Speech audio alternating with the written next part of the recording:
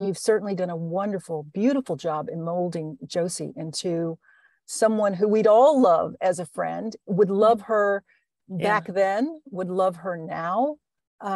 You kind of reached into her soul and said, this is who I was trying to create. And I don't know if you know Josies or grew up with a Josie or had a Josie in your family background somewhere, but it is wonderful that you've exposed us to her as well.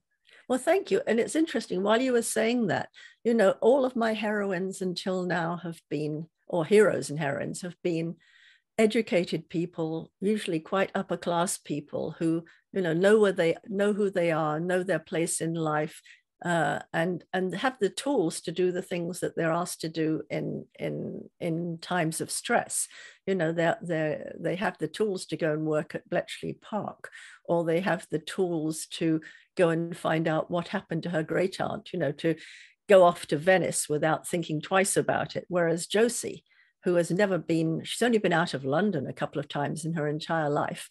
She has no expectations. It was a challenge and a very pleasant one to try this, because I didn't know anybody like her. Well, I suppose the closest I would come would be my great aunt, who my great aunt was sent into to be a maid, into service at a very young age, because she was very smart, and she wanted to train to be a teacher. The teachers at her school thought that she had what it took to train to be a teacher.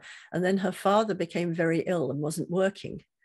And she was the oldest one still left at home in the family. And they said, you need to go out and get a job right now.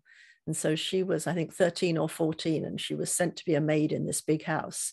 And so all of her hopes were dashed.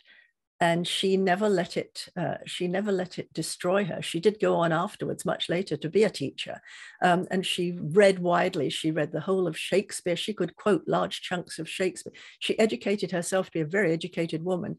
And so I suppose Josie has that sort of sense about her.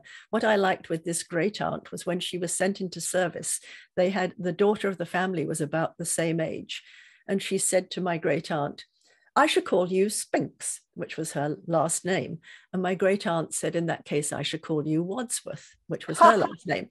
And she looked at this and she said, but they do it in all the biggest houses. And my aunt said, then we'll wait till I get to one of the biggest houses, and walked away. So, you had a young girl to say that. I loved it.